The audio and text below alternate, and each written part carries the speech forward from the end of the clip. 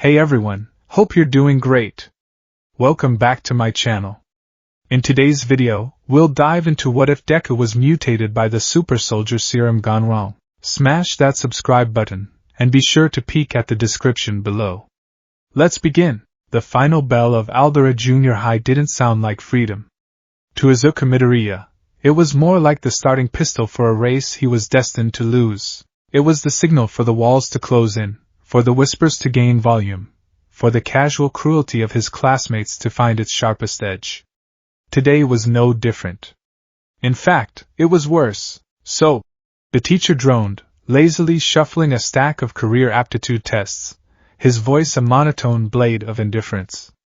As third-year students, it's time to start thinking seriously about your futures. He paused, a smirk playing on his lips, and tossed the papers into the air. But what's the point?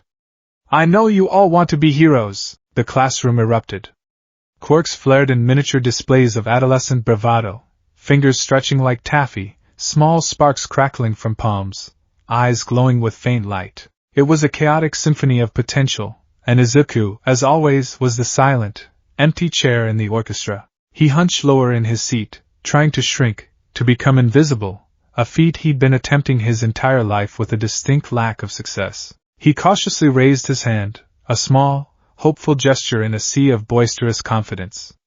He, too, had put UA High School at the top of his list. Yes, you've all got some impressive quirks, the teacher continued, his eyes scanning the room before landing, with practiced disdain, on Katsuki Bakugo. But no power usage in school! Hey, teach! Bakugo's voice cut through the noise like a crack of lightning. He was leaning back in his chair, feet propped on his desk, the very picture of arrogant perfection. Don't lump me in with these losers. I'm the real deal. These extras will be lucky to end up as sidekicks to some busted D-lister. I'm aiming for the top. I'm acing the mock tests. I'm the only one from this garbage-tier school who's getting into UA. I'll surpass All Might himself and become the greatest hero of all time. The declaration was met with a mixture of awe and nervous agreement. Bakugo's quirk, Explosion, was as powerful as his ego. It was flashy, destructive, and undeniably heroic. He was the sun around which their small, insignificant classroom world orbited. Then, the teacher's gaze drifted, a slow, deliberate motion, and landed on Izuku. The smirk on his face sharpened into a cruel point. Oh yeah? Midoriya, you wanted to go to UA too, didn't you? The world stopped. The cheerful chatter died, replaced by a thick, suffocating silence. Izuku felt dozens of pairs of eyes turn to him, each one a tiny pinprick of judgment. He could feel the blood drain from his face, leaving his skin cold and clammy. He flinched as if struck. The silence broke, not with a whisper, but with a tidal wave of derisive laughter. It crashed over him, mocking, incredulous, and utterly merciless. Midoriya? No way! You can't get into the hero course just by studying. He's quirkless. What can he even do? They got rid of that rule. I could be the first. Izuku stammered, his voice barely a squeak.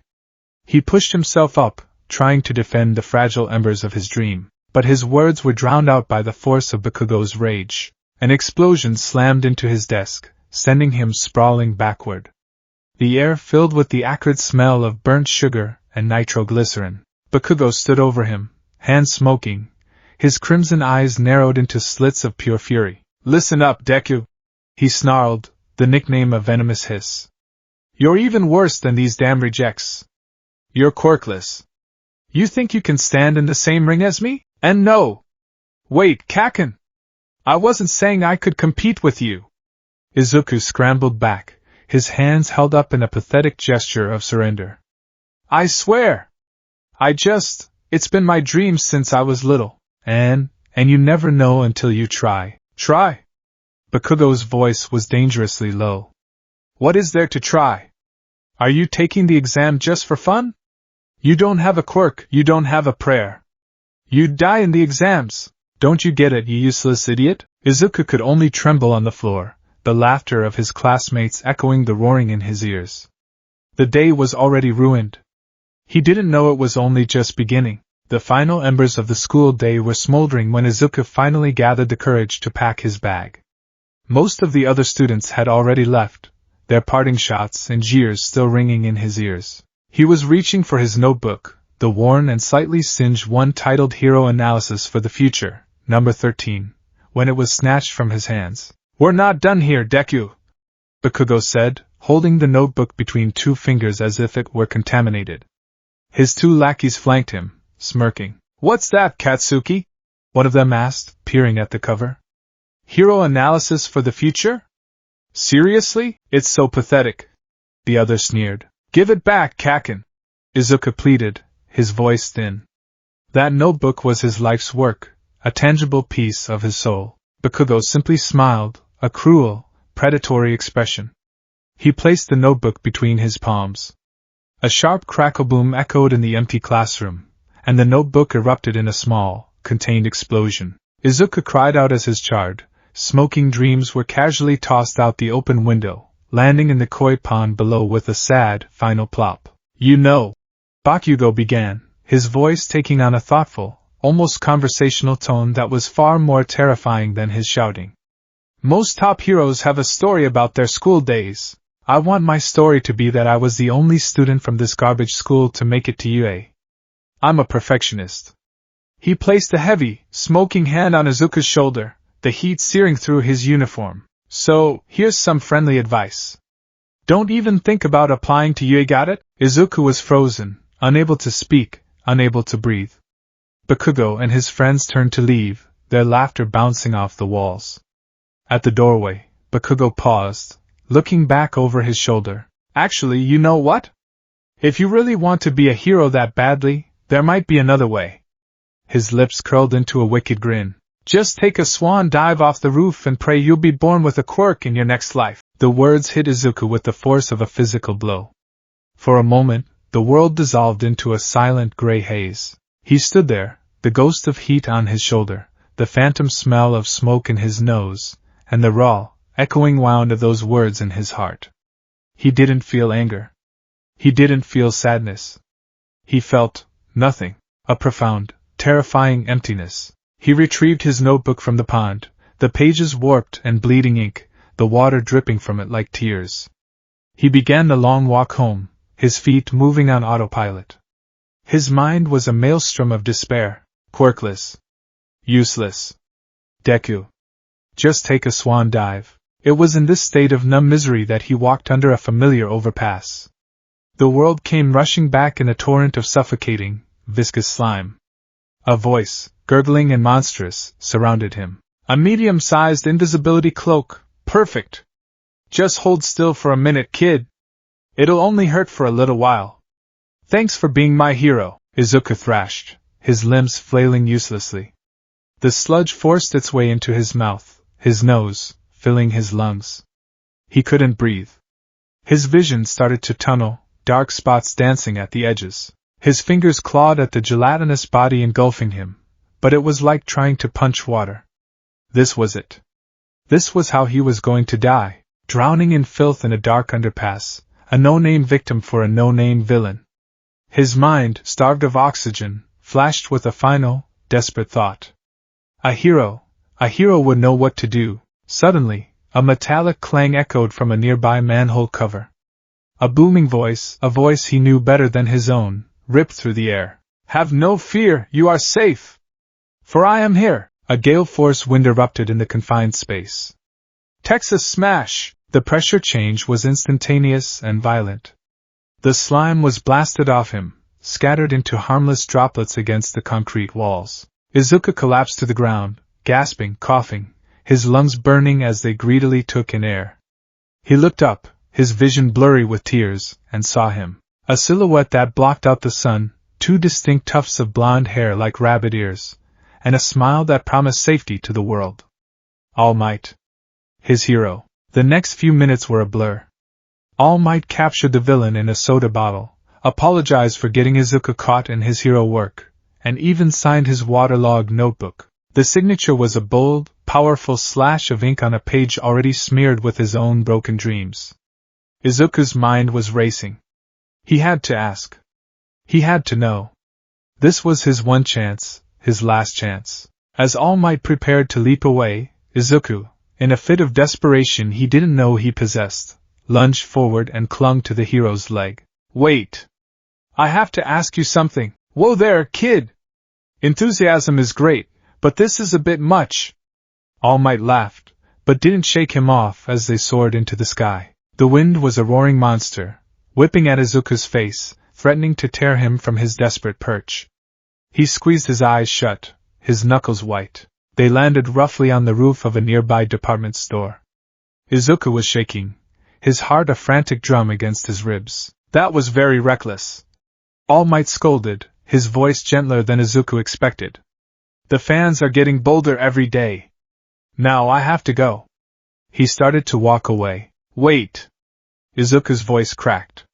Just one question. This is it. The moment of truth. The one person who can tell me, even without a quirk, can I still be a hero? Can someone who is quirkless be like you? The question hung in the air, heavy and fragile. He looked up, his eyes wide with a desperate, pleading hope, and saw not the eternally smiling symbol of peace, but a skeletal man engulfed in a sudden cloud of steam. Izuku stared in horror as the giant of a man deflated into a gaunt, sickly figure with sunken eyes and hollow cheeks. Blood trickled from the corner of his mouth. The man, the real All Might, sighed, a ragged, tired sound, and lifted his shirt to reveal a horrific, swirling scar that dominated his torso. He told Izuku the story of a fight 5 years ago, of a shattered stomach and a ruined respiratory system. He told him of his limit, only 3 hours of hero work a day. Pro heroes are always having to risk their lives, the skeletal hero said, his voice raspy. Some villains can't be beaten without powers. So, can you be a hero without a quirk? He looked at Izuku, and there was no malice in his eyes, only a weary pity that was 1,000 times worse. No. I don't think you can. The world went silent. The bustling city below, the whisper of the wind, his own frantic heartbeat, it all faded away. The only thing that remained was that single, devastating word, no. It's good to have a dream, young man. All Might continued, his words muffled as if coming from underwater. But you need to be realistic. If you want to help people, you could become a police officer. They get a lot of flack because they don't get to fight villains head-on, but it's a fine profession. He turned and walked toward the rooftop door, leaving Izuku standing alone in the ruins of his life. The door clicked shut, and All Might was gone. Izuku's legs gave out, and he collapsed to his knees. The rough concrete scraped his skin, but he didn't feel it. He didn't feel anything. He was empty. Izuku didn't know how long he stayed on that roof. Time had lost all meaning. The sun began its slow descent, painting the sky in hues of orange and purple, but Izuku saw only gray. The hero he had worshipped his entire life had taken the fragile structure of his dream and smashed it into dust. Be realistic.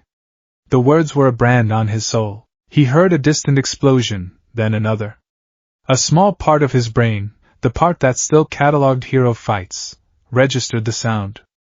But the instinct to run towards it, to analyze, to learn, was gone. What was the point? He was just Deku. A useless, quirkless Deku. Eventually, his legs began to move.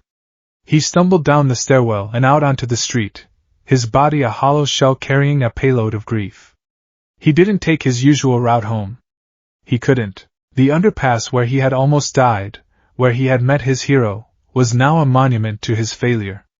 Instead, his feet carried him through the back streets, a part of the city he rarely saw. This was the forgotten part of Mutated.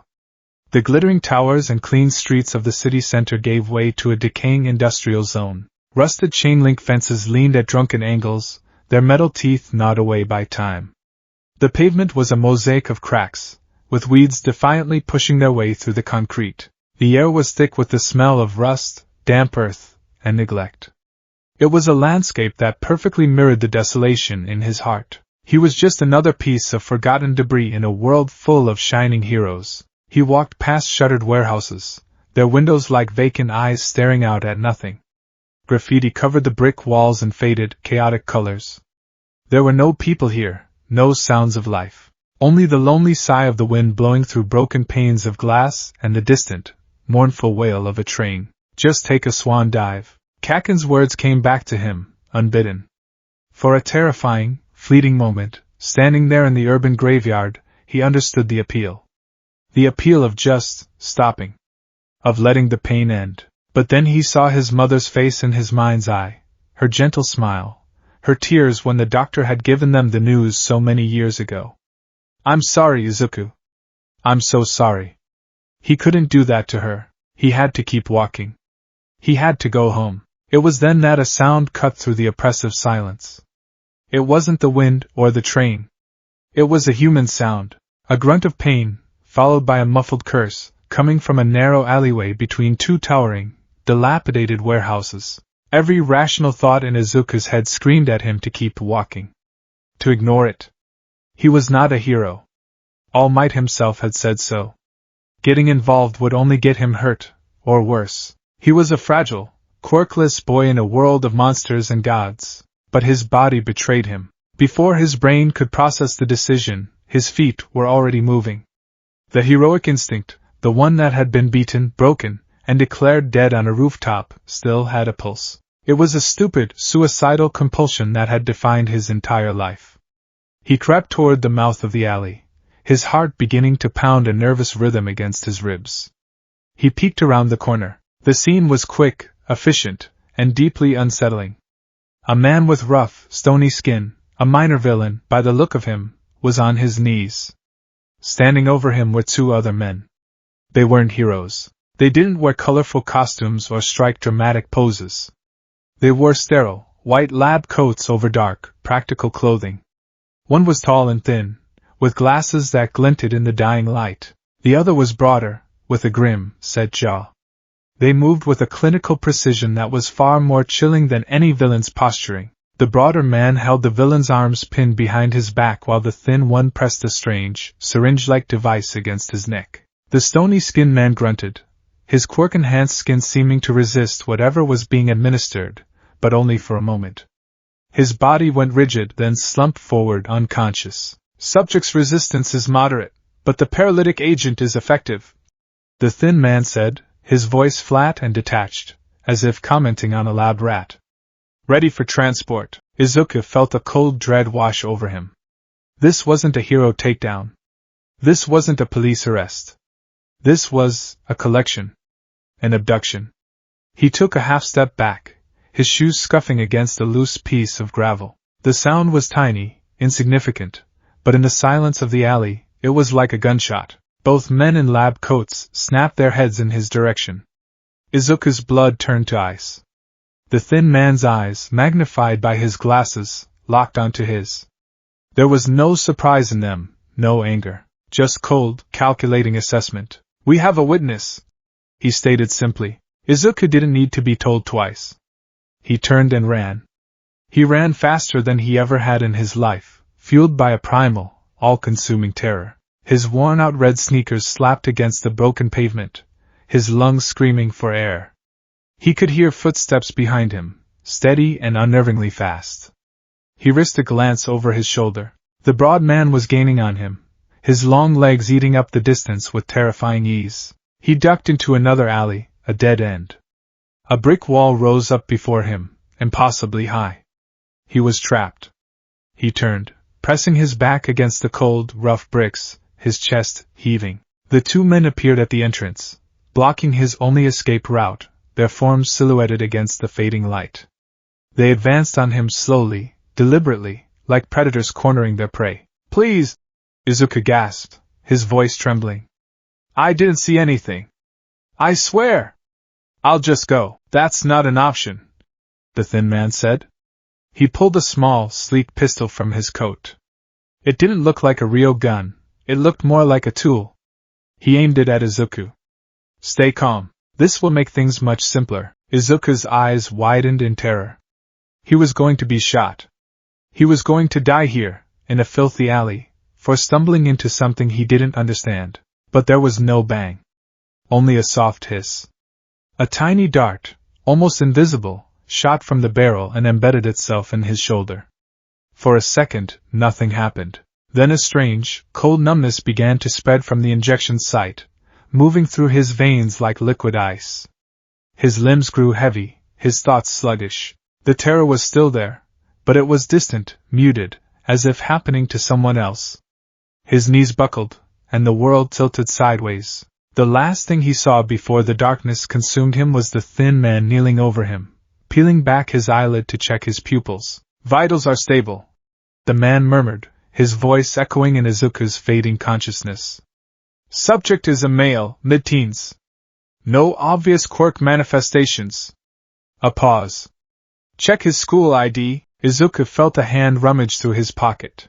"Aldera Junior High. Name Izuku Midoriya." "Wait. Look at this." A moment of silence. "Quirk none." The thin man let out a low, almost reverent whistle. "A perfect blank slate. The doctor will be very pleased. Secure him. He's far more valuable than the other one." Izuku awoke to the smell of bleach and ozone. His head throbbed with a dull, persistent ache, and his mouth tasted like old cotton. He tried to move, but his arms and legs were held fast. A wave of panic surged through him as his eyes fluttered open and struggled to focus. He was in a chair. Not a normal chair, but a cold, metal monstrosity that felt more like a medical device. Thick leather restraints were buckled tightly around his wrists, ankles, and chest. Wires snaked from pads stuck to his temples and torso, leading to a bank of monitors that beeped with the steady, rhythmic pulse of his own heart. The room was a makeshift laboratory, a nightmare of clinical white and stainless steel hidden within what looked like the guts of an old warehouse. Trays of surgical instruments lay beside complex, humming machinery. Vials of brightly colored liquids were arranged in neat rows on shelves. It was a place of cold, impersonal science, and he was strapped to its altar. "Our unexpected guest is awake." The voice was calm, cultured, and utterly devoid of warmth. Izuku's head snapped towards the sound. A man emerged from the shadows, wiping his hands on a pristine white lab coat. He was older, with sharp, intelligent eyes that seemed to see right through Izuku, analyzing him not as a person, but as a collection of cells and systems. His graying hair was meticulously combed, and a pair of thin-rimmed spectacles rested on his nose. He carried an air of absolute authority. Where am I?" Izuku croaked, his throat raw. "Who are you? Where you are is unimportant," the man said, approaching him. He picked up a tablet from a nearby tray and began swiping through screens of data. Izuku's data, he realized with a jolt of fear. "As for who I am, you may call me Dr. Kaido. And I am a man who seeks to correct a cosmic injustice." He looked up from the tablet, his gaze intense. "Tell me, Izuku Midoriya, do you believe this world is fair? A world where power is not earned, but granted at birth. A genetic lottery that blesses one child with the strength of a god and curses another with nothing." He tapped a specific line on the tablet. "Quirk none. A cosmic joke, wouldn't you agree?" Izuku stared at him, confused and terrified. I don't understand." "Of course you don't," Dr. Kaido said with a sigh, a parent explaining a complex concept to a simple-minded child. "For 80% of the population, their quirk is their identity. It has made humanity complacent. Stagnant. We no longer strive for greatness. We are simply born with it, or we are not. True evolution has ceased, replaced by this chaotic, unpredictable mutation." He began to pace, his voice filled with a cold, fervent passion. "Before quirks, humanity pushed its own limits. We reached for the stars, we unlocked the secrets of the atom, we created wonders through sheer intellect and will. We created our own power. I am simply continuing that grand tradition." He gestured to a large, cylindrical container filled with a viscous, glowing blue liquid. A complex array of tubes and wires fed into it. "For years I have worked to create a power that is not dependent on the whims of genetics. A power born from science. A recreation, an evolution, of a pre-quirk legend, the super soldier serum. But my work has been plagued by complications. The serum, when introduced to a subject with a quirk, is volatile. The two sources of power clash, tearing the host apart from the inside out. Explosive, messy, and utterly useless." Dr. Kaido stopped in front of Izuku, his eyes gleaming with a terrifying fanaticism. "But you, Izuku Midoriya, you are different. You are a clean slate. A pure, Unaltered human genome. The perfect vessel. You stumbled into my hands by sheer chance, a gift from the very universe I seek to correct. You will be my Adam. The first of a new breed of man. The reality of the situation crashed down on Izuku with the force of a physical blow. This wasn't a kidnapping for ransom. He wasn't going to be a hostage. He was a lab rat. An experiment. No, please, no! He begged, tears streaming down his face. He pulled against the restraints, the leather cutting into his skin. Let me go! My mom will be worried! Please! His pleas were met with an expression of mild annoyance. Fear is an unfortunate, but predictable, biological response. Try to relax. The process will be intense. The two assistants from the alley appeared at his side. One held a large, menacing-looking syringe filled with the glowing blue serum. The other forced a thick rubber gag into Izuku's mouth, stifling his screams. Hold him steady, Dr. Kaito commanded. Izuku thrashed wildly, his body filled with a surge of adrenaline-fueled terror. It was useless. The restraints held him firm. The broad-shouldered assistant grabbed his head, forcing it to the side and exposing his neck. Please! Izuku's muffled scream was barely a whimper. Don't do this! Dr. Kaito took the syringe. He looked at Izuku, not with cruelty, but with the detached curiosity of a scientist observing a specimen. History is not made by the timid, my boy. It is forged in fire and pain. Consider this your contribution. The needle pierced the skin of his neck. It was sharp and cold. Izuku squeezed his eyes shut as the doctor depressed the plunger. The blue liquid, cold as cryofluid, flooded his veins. For a single, silent moment, nothing happened. Then, the fire started. It began in his neck and spread with impossible speed, a chemical inferno consuming him from the inside out. It was a pain beyond all comprehension, 1,000 times worse than Bakugo's explosions, 1,000,000 times worse than drowning in sludge. Every nerve ending screamed in unison. It felt like his blood was boiling, turning to acid and dissolving him from within. He screamed, a raw, primal sound of pure agony, trapped and distorted by the gag. His back arched violently, straining against the restraints with a strength he didn't know he possessed. The monitors beside him went wild, beeping frantically as his heart rate skyrocketed to inhuman levels. Then came the sounds. A wet, sickening crack echoed in the lab as his bones, brittle from the chemical onslaught, began to fracture. But they didn't just break. They were changing. He could feel them elongating, thickening, snapping apart and knitting back together in new, monstrous configurations. His spine lengthened with a series of horrifying pops, forcing his torso upwards. His muscles were next. They tore themselves apart, spasming and convulsing as they were broken down and rebuilt at an accelerated, unnatural rate. His skin, unable to contain the violent expansion, began to rip and split, searing pain following every new tear. Incredible! Dr. Kaito breathed, his eyes wide with fascination as he stared at the frantic data on his tablet. Cellular regeneration is off the charts. The mitosis is, it's rewriting his entire genetic structure in real time. Izuku's world was nothing but a red haze of agony. He was barely conscious, his mind shattering under the strain. He could feel his jaw dislocating, his teeth grinding as his facial structure warped. A low, guttural growl rumbled in his chest, a sound that wasn't human.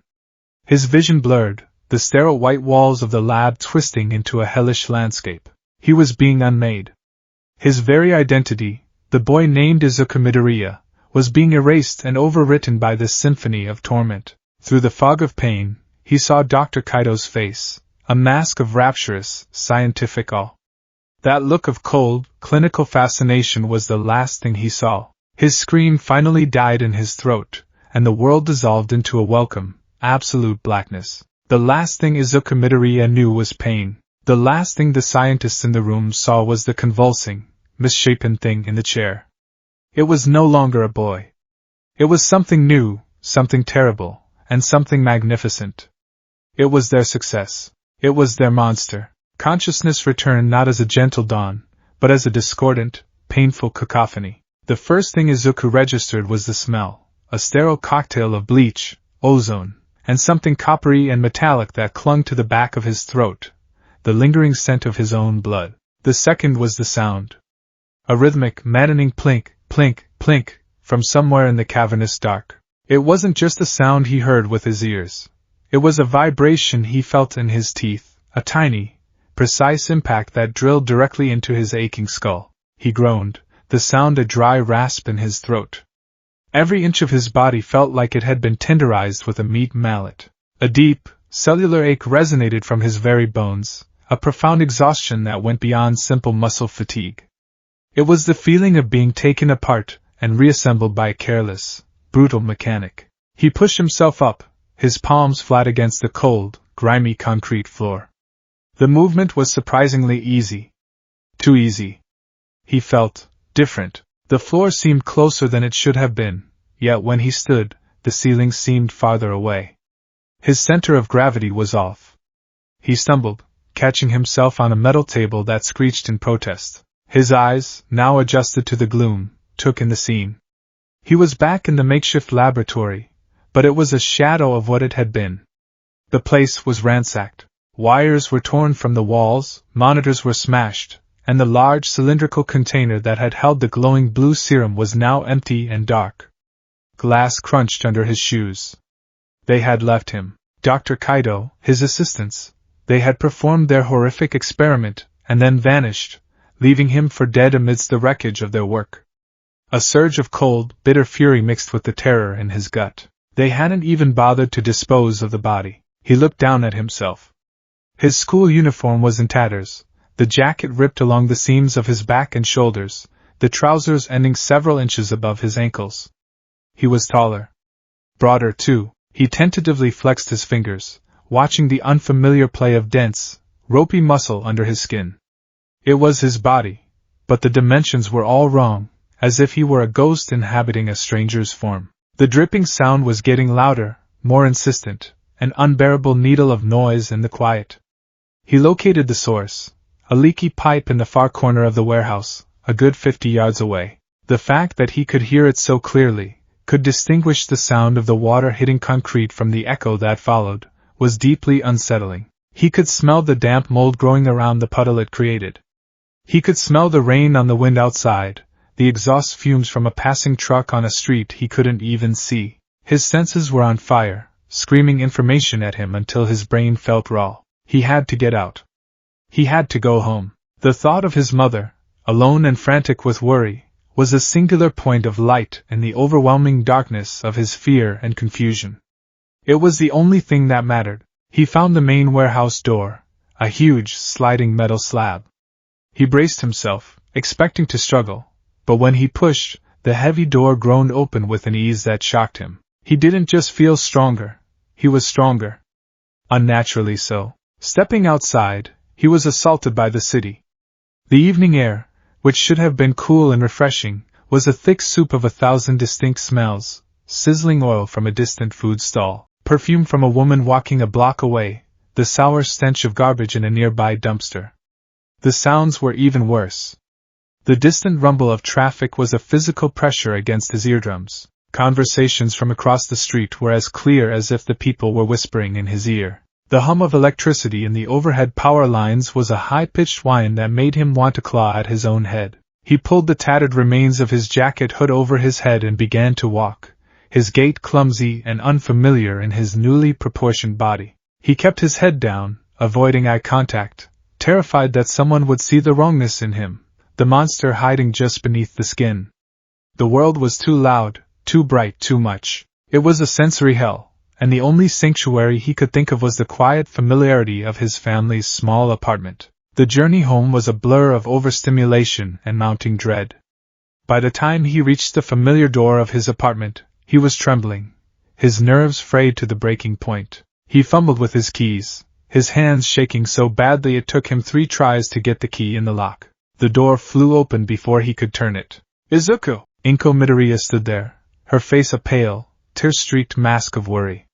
Her eyes were red-rimmed and puffy, and dark circles of exhaustion were bruised beneath them. The moment she saw him, her expression crumpled from frantic terror into overwhelming relief.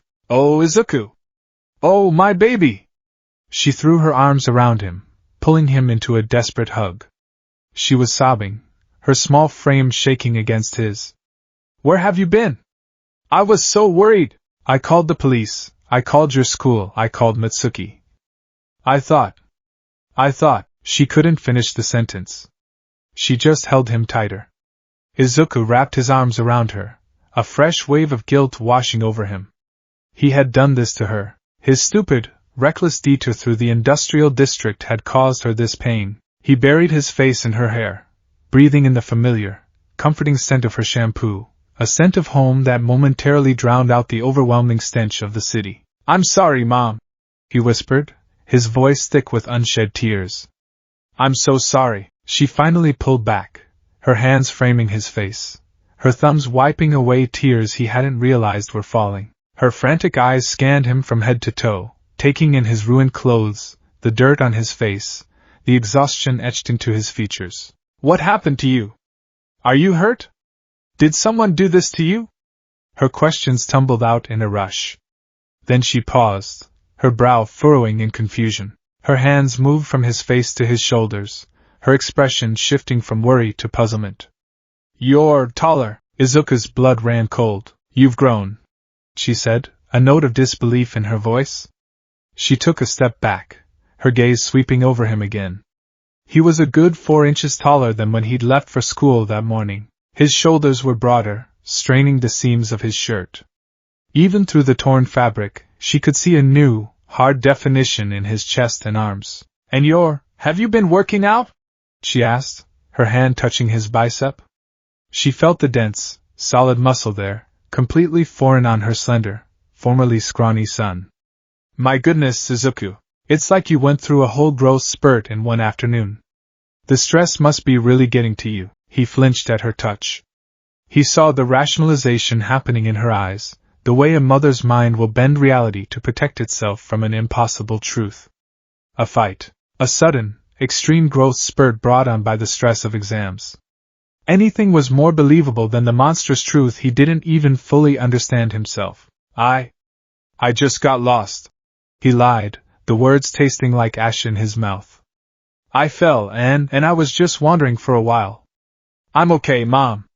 Just tired." She didn't look convinced, but the sheer relief of having him home and in one piece overrode her suspicion. "Okay, baby. Okay. You get cleaned up. I'll make you some katsudon. You need to eat. You're grounded, of course. For a month. Maybe 2. But right now you just need to rest." He nodded, unable to meet her gaze, and shuffled past her toward his room. The apartment felt smaller, the doorways narrower. He had to duck his head slightly to get into his bedroom. He closed the door behind him and leaned against it, his entire body trembling with the strain of holding himself together. His room, once his sanctuary, felt like a museum of a life that was no longer his. The All Might posters covering the walls seemed to mock him. The smiling, triumphant face of the symbol of peace felt like a judgment. "No. I don't think you can." The words echoed in his head, followed by Dr. Kaito's chilling pronouncement. "You will be my Adam." He was caught between 2 impossible truths. He couldn't be a hero, and he was no longer just human. He was something else. Something broken. Something wrong. He peeled off the tattered remains of his uniform and collapsed onto his bed, pulling the covers over his head as if to hide from the world, from his mother, from himself. Sleep, when it finally came, was not an escape. It was a descent. The dream was a maelstrom of sensory horror. He was back in the chair, the leather restraints digging into his skin. The lab was pristine, the monitors beeping in a steady, damning rhythm. Dr. Kaito stood before him, the syringe in his hand glowing with a malevolent blue light. "A perfect blank slate." The doctor's voice echoed, distorted and demonic. The needle plunged into his neck, and the fire began again. But this time, Izuku was a helpless observer inside his own body. He watched, screaming without a sound, as his bones snapped and reshaped. He felt his muscles tear and writhe like nests of snakes. He saw his own skin split open, not with blood, but with a sickly green-gray tissue that pulsed and grew beneath. The sound of his own transformation was a symphony of wet tearing and brutal cracking, a sound that vibrated through the very core of his being. The pain was an ocean, and he was drowning in it, his mind dissolving under the tide of pure agony. He saw his hands elongate, his fingernails thickening and sharpening into wicked black claws. He woke with a strangled gasp, tangled in his sweat-drenched sheets. His heart was hammering against his ribs like a trapped bird. The phantom pain of the dream lingered, a burning echo in his veins. The air in his room was thick and hot, and he was drenched in a cold sweat. He threw off the covers, his body trembling violently. But the pain wasn't a phantom. It was real. It was happening again. A searing heat erupted in his spine, a white-hot poker being driven up from his tailbone to the base of his skull. He cried out, clamping his jaw shut to keep from screaming. It was the fire from the lab, the agony from the dream, made real and immediate. His muscles began to spasm, contracting and expanding in violent, uncontrollable waves. He stumbled out of bed, his legs barely holding him. A horrifying popping sound came from his shoulder as the joint dislocated and then reset in a new, slightly different position. He gasped, a wave of nausea washing over him. He had to see. He had to know what was happening to him. He staggered out of his room, every step an ordeal. His limbs felt alien, too long, too heavy. His knuckles scraped against the floor as he hunched over, his spine forcibly contorting. He knocked into the wall of the narrow hallway, the drywall cracking under the impact. He was growing, expanding, the small apartment becoming a cage that could no longer contain him. He lurched toward the bathroom, his only thought to get to the mirror. He needed to see his own face, to ground himself, to prove that the monster from the dream wasn't real. He fumbled for the doorknob, but his fingers were stiff, clumsy. With a snarl of frustration, he slammed his hand against the door, and the cheap wood splintered and burst inward, torn from its hinges. The crash was deafening in the quiet apartment. Izuku barely registered it. He stumbled into the small bathroom, his oversized frame knocking over the trash can and sending a shower of plastic bottles clattering to the floor. He gripped the edges of the sink, his knuckles white, and forced himself to look up. The face that stared back at him from the mirror was not his own. It was a nightmare given form. His skin was a mottled, unhealthy patchwork of slate gray and a sickly, deep green, stretched taut over a brutal new musculature. It wasn't smooth, but textured, forming thick, armor-like plates over his chest, shoulders, and forearms. His body was huge, hulking, filling the small room. He was easily over 7 feet tall, his head brushing against the ceiling. His limbs were elongated and disproportionate, his arms ending in massive, powerful hands, and his fingers were tipped with jagged, obsidian black claws that had torn grooves into the porcelain of the sink. He raised a trembling hand to his face. The monster in the mirror mimicked the movement. He touched his cheek, feeling the rough, hardened skin. He saw his jaw, now more pronounced and angular. He opened his mouth, and a row of sharp, predatory teeth glinted in the dim light. A low, guttural growl rumbled in his chest, a sound more animal than human. But the worst part was the eyes. They were his eyes, his shape, but they were no longer the soft, gentle green of Izuku Midoriya. They were glowing. A toxic, feral green light burned within them, the light of a predator, the light of a monster. He stared at his reflection, at this abomination that wore his eyes, and a single, soul-shattering thought broke through the pain and confusion. This is me. I'm the monster. The realization was a physical blow. He recoiled from the mirror, a choked, horrified sound escaping his throat. He stumbled backward, his new, massive form clumsy and uncoordinated. He crashed against the shower curtain, tearing it from its rings. He was a beast in a cage of tile and porcelain, and the walls were closing in. The primal part of his new brain, the part that screamed of instinct and survival, wanted out. It wanted to smash, to run, to escape. Izuku? A small, sleepy voice came from the hallway. His mother's voice. Izuku, what was that crash? Are you okay? Panic, cold and absolute, pierced through the haze of pain and transformation. No. She can't see me. She can't see me like this. He tried to answer, to tell her he was fine, to tell her to stay away, but the only sound that came out was a deep, menacing snarl. The door to the bathroom, already broken, was pushed open.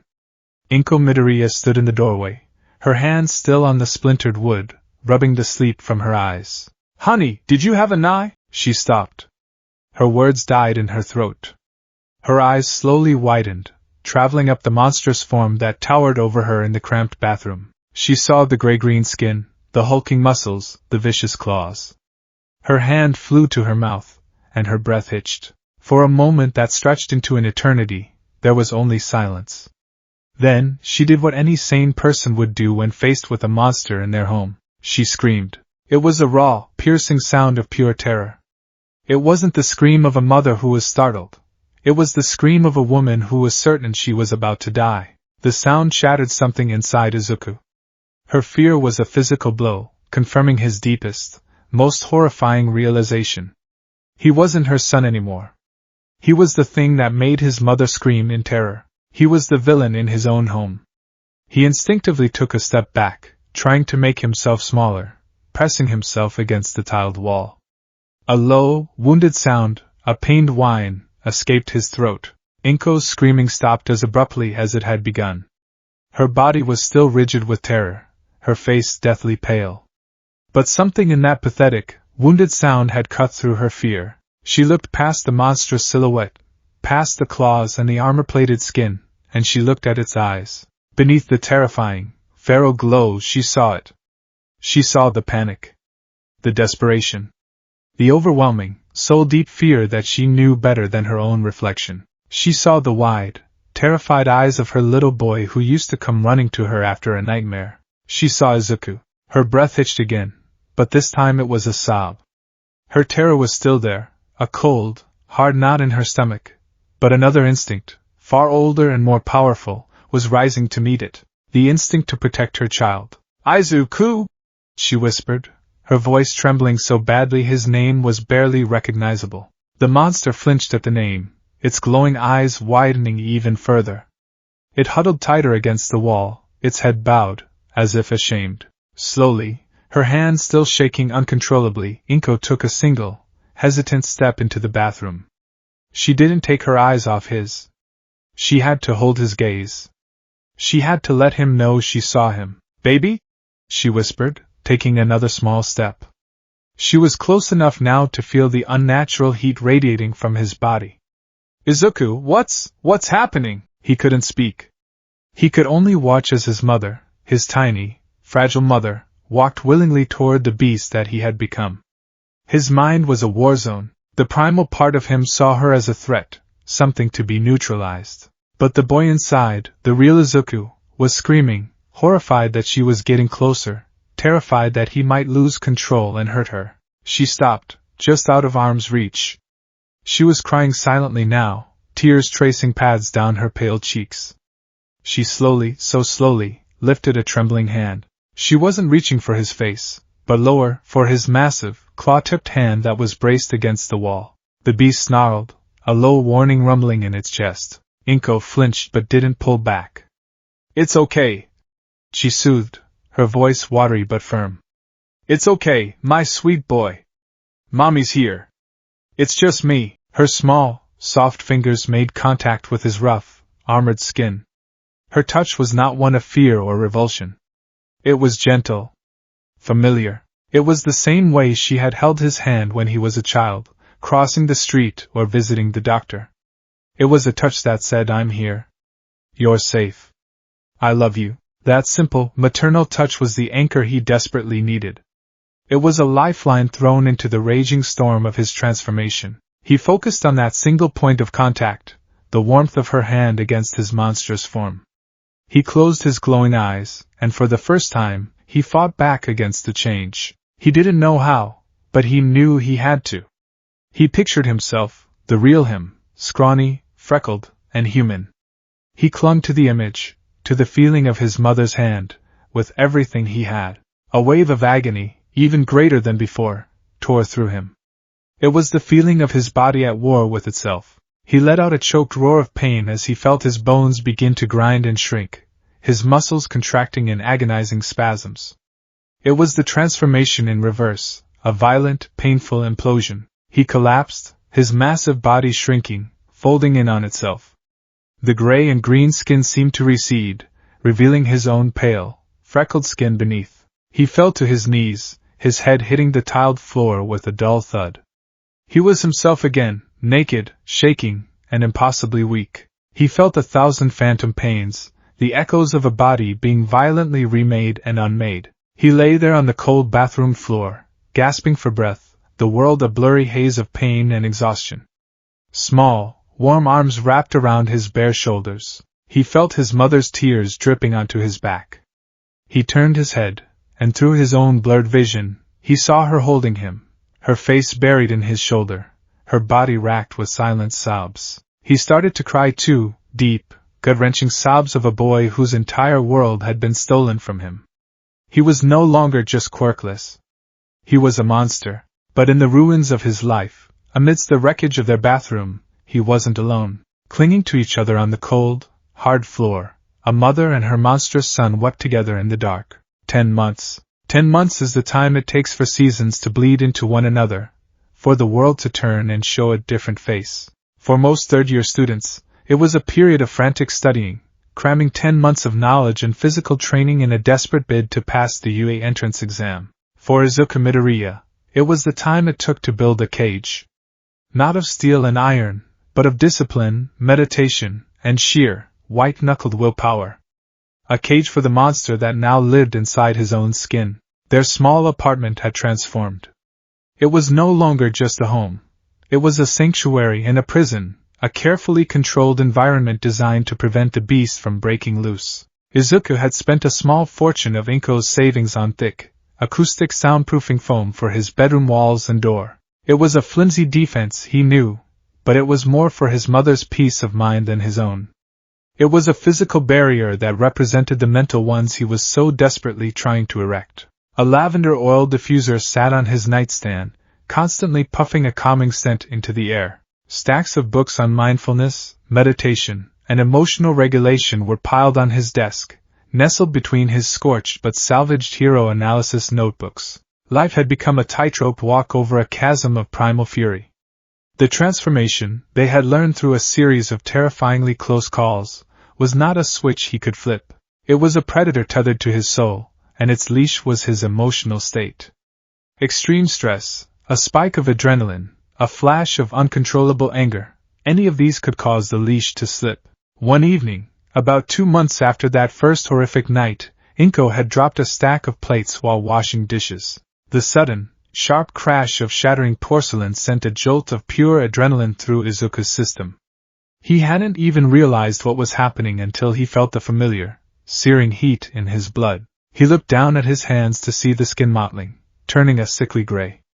His knuckles thickened, and his fingernails began to darken and elongate. "Izuku," Inko had said, her voice trembling but steady. She hadn't screamed. She hadn't run. She had learned. She stood perfectly still, her eyes locked on his, her hands held out in a placating gesture. "Breathe, baby. Just breathe with me. In for 4, hold for 4, out for 4. He had squeezed his eyes shut, the sound of her voice a lighthouse in a hurricane of instinct. He focused on the rhythm, forcing air into his burning lungs, fighting the urge to let the power surge, to let the beast roar at the sudden threat.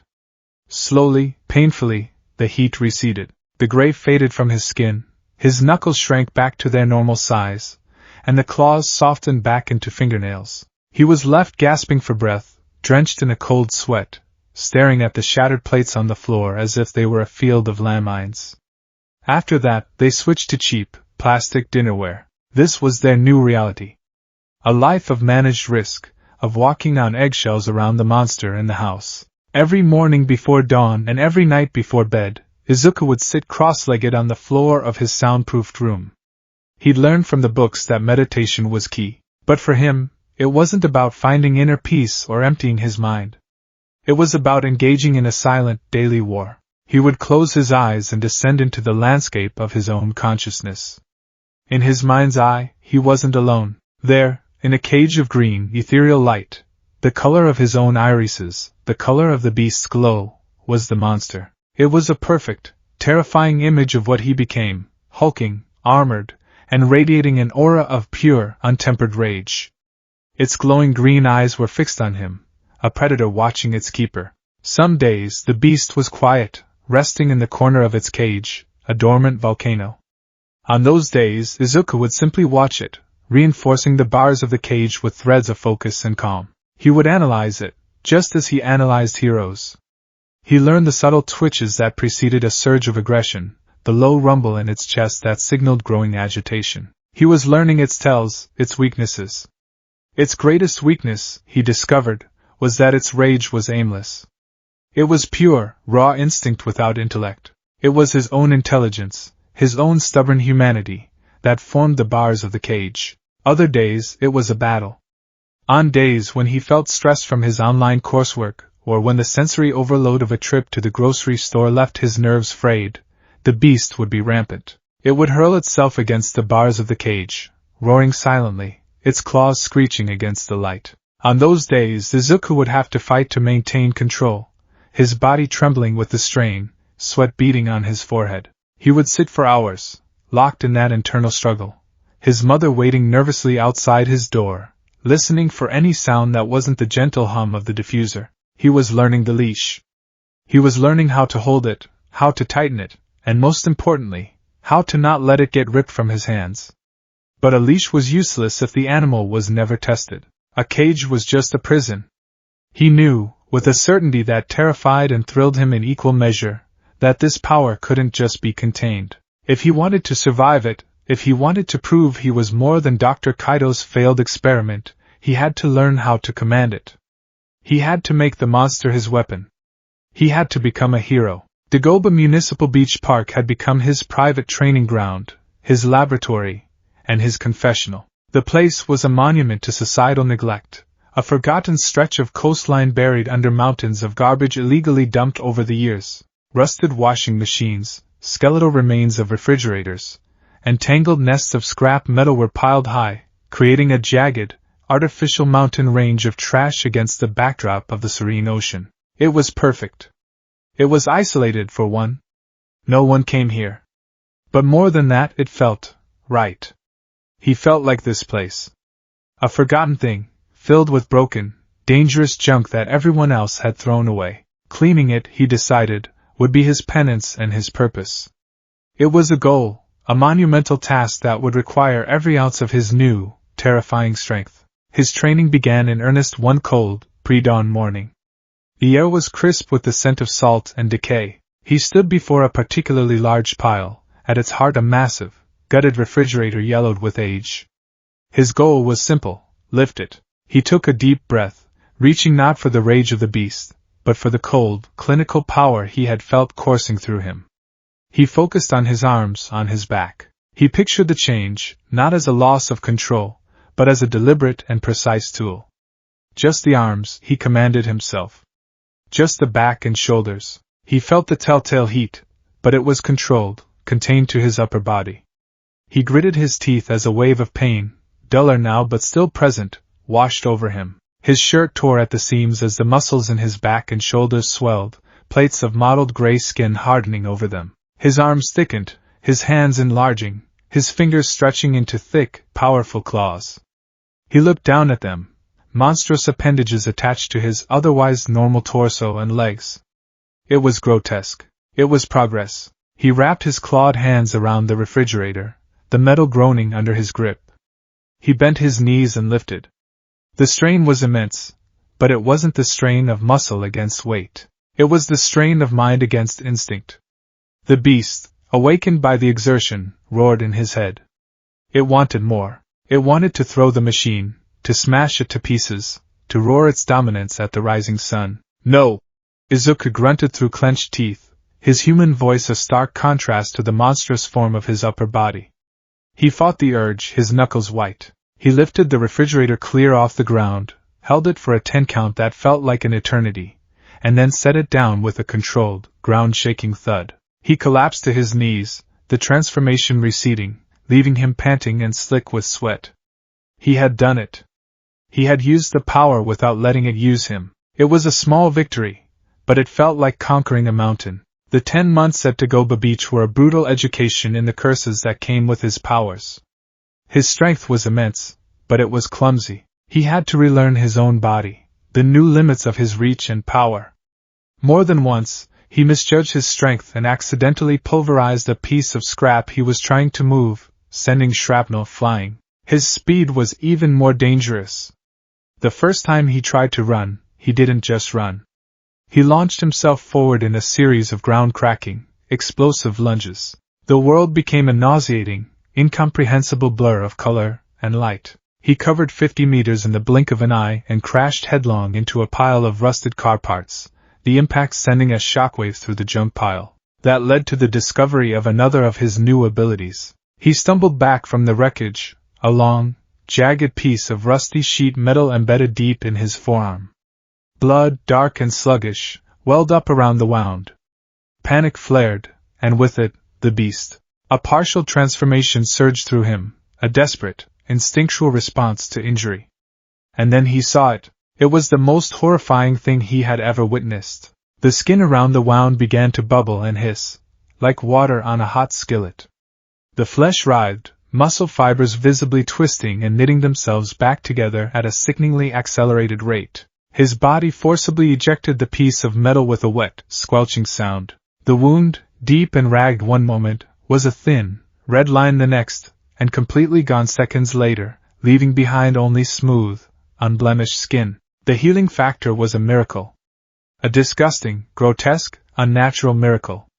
It was proof that his body was no longer human, that its very cells operated on some alien set of rules. He stared at his perfectly healed arm, a wave of nausea turning his stomach. It was a gift, but an ugly one, a constant reminder of the alien biology that had hijacked his body. The greatest curse, however, remained his senses. At Dagobah, they were a unique form of torture. He could hear the frantic scratching of crabs under the sand 20 yards away. He could hear the hushed conversation of a couple on a boat a mile out to sea. He could smell the difference between the rust on a steel beam and the rust on an iron pipe. It was a constant, overwhelming flood of information that threatened to short-circuit his brain.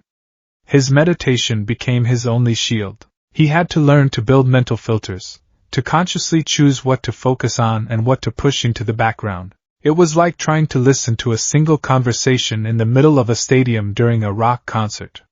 It was exhausting, maddening work, but through it all, he was getting stronger. Not just physically, but mentally. Each piece of junk he moved, each controlled transformation he managed, each moment he held the beast's rage at bay, was another link forged in the chain of his control. Slowly, methodically, the mountains of trash began to shrink. He cleared sections of the beach, revealing the clean, soft sand beneath. He worked only in the dead of night or the gray hours of dawn, a phantom hauling wreckage in the gloom. One morning, after a particularly grueling night of work, he sat on a cleared patch of sand, watching the sun begin to paint the horizon in shades of orange and pink. He was exhausted, his body aching with the phantom pains of countless transformations, but for the first time in months, he felt a flicker of something other than fear or despair. It was a nascent, fragile spark of pride. He looked at his hands, normal, freckled, human hands. Then he looked at the cleared section of beach. He had done that. He had taken this terrible, monstrous power that had been forced upon him, and used it to create something clean. To fix something that was broken. No. I don't think you can. All Might's voice echoed in his memory. You will be my atom. Dr. Kaido's voice whispered after it. One had told him he was worthless without power. The other had given him a power that threatened to make him worthless as a person. Both of them were wrong. The power wasn't the point. The quirk, or lack thereof, wasn't the point. What mattered was the will behind it. What mattered was the choice. He could let this curse consume him, let the beast run wild until he was hunted down and put in a cage far more real than the one in his mind. Or he could seize it. He could tame it. He could take this monstrous, ugly, terrifying power and force it to serve the dream he'd had since he was a child. He would become a hero. Not despite this curse, but because of it. It would be an act of ultimate defiance. He would prove that Izuku Midoriya was still the one in control, that a hero wasn't defined by the power they were given, but by how they chose to wield it. He stood up, the sun warming his face. He had made his decision. He would go to UA. He would walk into the lion's den. The UA application form lay on his desk like a judgment. A simple piece of paper that held the weight of his entire future. He had filled out his name, his school, his grades. All the easy parts. Now he was at the box that had haunted him his entire life. Quirk. He stared at the empty space, a pen hovering in his trembling hand. What could he possibly write? Subject of illegal human experimentation resulting in forced cellular mutation and the development of a rage-fueled alter ego. He heard a soft knock on his door. Izuku? Can I come in? Yeah, Mom. Inko entered, carrying 2 cups of tea. She glanced at the form on his desk, and the perpetual look of worry etched onto her features deepened. She set the tea down and sat on the edge of his bed, her hands twisting in her lap. You're really going to do it, aren't you? She asked, her voice barely a whisper. Izuku nodded, not looking at her. I have to. No, you don't, she said, her voice gaining a desperate edge. Izuku, you don't have to prove anything. Not to me, not to anyone. We can move. We can go somewhere quiet, away from the city. I can homeschool you. We can manage this. Together. You don't have to put yourself in that world. That world is the only place I can learn to control this, Mom, he said, finally turning to face her. His eyes were filled with a weary resolve that made him look far older than his 15 years. What happens when I can't? What happens when there's a villain attack nearby, and the stress is too much? What happens when some punk tries to mug us and I lose control and kill him? Hiding from it won't make it go away. It'll just let the beast get stronger in the dark. He stood up and began to pace the small room. All my life, I wanted a quirk. I wanted to be a hero like All Might. That's not what this is about anymore. This isn't about being famous or saving everyone with a smile. This is about survival. The world of heroes is the most high-stress, high-stakes environment on the planet. If I can learn to control the beast there, if I can face down villains and stay in control, then I can do it anywhere. It's the only way I can be sure that I'll never hurt anyone. That I'll never hurt you. His voice cracked on the last word. He was doing this for them. So she would never have to look at him with terror in her eyes again. Inko looked at her son, her sweet, gentle boy who was now wrestling with a demon she couldn't even imagine. She saw the logic in his terrifying plan. She saw the iron will that had replaced his childhood hero worship. He was right. Hiding would be a slow death sentence for the boy she loved, leaving only the monster behind. She took a shuddering breath, a single tear rolling down her cheek. You've cleaned the beach, she said softly. The whole east side of it. I saw it on the local news this morning. They're calling it the Dagoba miracle. They don't know who did it. Izuku stopped pacing and looked at her, surprised. That was you, wasn't it? She asked, though she already knew the answer. You took this horrible thing, and you used it to make something beautiful. A fragile smile touched her lips. You already are a hero, Izuku. He felt his own eyes well up. He knelt in front of her and took her hands in his. Then let me learn how to be one who can save people without being a monster. She squeezed his hands, her resolve hardening to match his. Okay, she whispered. Okay. She looked at the application form. But what will you write? Izuku stood up and returned to his desk. He looked at the empty box, his mind made up. This power was not one thing. It was a fusion of conflicting parts. It was human intellect and animal fury. It was a scientific creation that felt like a primal curse. It was a hybrid of man and monster. He uncapped the pen. His hand was steady now. Quirk name, Chimera. Quirk type, transformation. It was a lie, of course. A simple, elegant lie that papered over a terrifying and complex truth. It wasn't a quirk. It was a mutation, a serum, a curse. But it was the only key he had. It was the only way to get his foot in the door. He filled out the rest of the form, his movements crisp and deliberate. He folded the paper, slid it into the waiting envelope, and sealed it shut. The sound of the adhesive sticking was deafeningly final. He had made his choice. He had bought his ticket. The cage door was about to open. The air at the UA High School entrance exam site crackled with a unique, potent energy. It was a volatile mixture of adolescent bravado, crippling anxiety, and the near-palpable thrum of 100 different quirks simmering just below the surface. Teenagers from all over Japan congregated in nervous, chattering clusters, their bodies buzzing with anticipation. Some stretched ostentatiously, their limbs contorting in unnatural ways. Others meditated, a faint aura of light or energy flickering around them. It was a grand, chaotic showcase of the next generation of heroes. And then there was Izuku Midoriya. He stood alone, a solitary island in the sea of hopefuls. He wasn't chattering. He wasn't stretching. He was perfectly still, his hands shoved deep into the pockets of his track pants, his head bowed. But his stillness was not calm. It was the coiled, predatory stillness of a panther in the moments before a strike. Over the past 10 months, his body had settled into its new, post-transformation state. He stood a full head taller than he had a year ago, with a breadth to his shoulders and a dense, wiry musculature that his simple green tracksuit couldn't completely hide. He wasn't bulky, but he radiated a sense of compact, physical power that was utterly at odds with the timid, anxious boy he used to be. His senses, which he'd spent months learning to filter and control, were now a finely tuned weapon. He could hear the frantic, hummingbird-fast heartbeats of the kids around him. He could smell the ozone from an electricity quirk user, and the faint scent of rock dust from a boy with hardened skin. He could feel the subtle shift in air pressure as a girl with wings adjusted her stance. He was processing it all, cataloging threats, assessing the competition with a cold, analytical focus born from his internal war. To the other applicants, he looked intimidating, aloof, maybe even arrogant. They saw his intense focus, the hard set of his jaw, and they kept their distance. "Out of my way, extras!" A familiar, explosive voice cut through the nervous din. Izuku didn't need to look up to know who it was.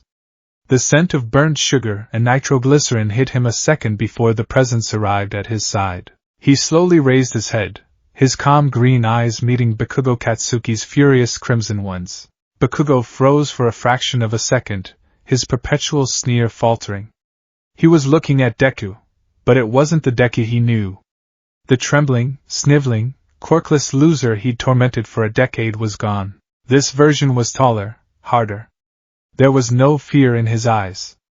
Only a quiet, unnerving watchfulness. "Still trying, huh, you damn quirkless freak?" Bakugo snarled, recovering his bravado. The insult was automatic, a reflex honed over years, but it lacked its usual confident sting. It was laced with the threat of confusion. He was trying to reconcile the pathetic Deku of his memory with the physically imposing figure standing before him. "Don't know when to quit, do you? You'll just get yourself killed and embarrass me for even knowing you." Izuku didn't flinch. He didn't stammer out an apology. He simply held Bakugo's gaze for a long moment before his eyes drifted away, dismissing him. He offered no response, no acknowledgement. To Bakugo, who thrived on reactions, on the fear and frustration he inspired, the silence was more infuriating than any retort. It was as if he, the great Katsuki Bakugo, was no longer worth Izuku's attention. With a frustrated tch, and a shower of angry sparks from his palms, Bakugo stalked off, leaving Izuku to his silent vigil. Just then, a boy with dark blue hair and glasses approached, moving with a crisp, formal stride. He began loudly chastising a group of students for their lack of focus, his arms chopping the air with rigid precision. Izuku catalogued him instantly. Engine quirk, based on the calf exhausts visible on his legs. High-strung, rule-oriented. As he was observing, he saw a girl with a round, cheerful face trip over her own feet just a few yards away. She let out a small yelp, her arms flailing as she fell forward. Before Izuku could even process a conscious thought, his body reacted. He took one long, impossibly fast stride, his movements a fluid blur that defied normal human speed. He caught her just before she hit the pavement, his hands gently but firmly gripping her arms. He was so quick that one moment she was falling, and the next she was standing, held steady by the quiet, intense boy. "Whoa!" she exclaimed, her brown eyes wide with surprise. She looked up at him. "Oh, thank you so much! I'm so clumsy!" She pressed her fingertips together, and a faint pink aura surrounded her. "My quirk makes things float, so sometimes I trip myself up if I'm not careful." "It's fine," Izuku said, his voice a low rumble. He let go of her and took a step back, the brief, unexpected physical contact making his skin tingle. Just watch your step. I'm Uraraka Ochako.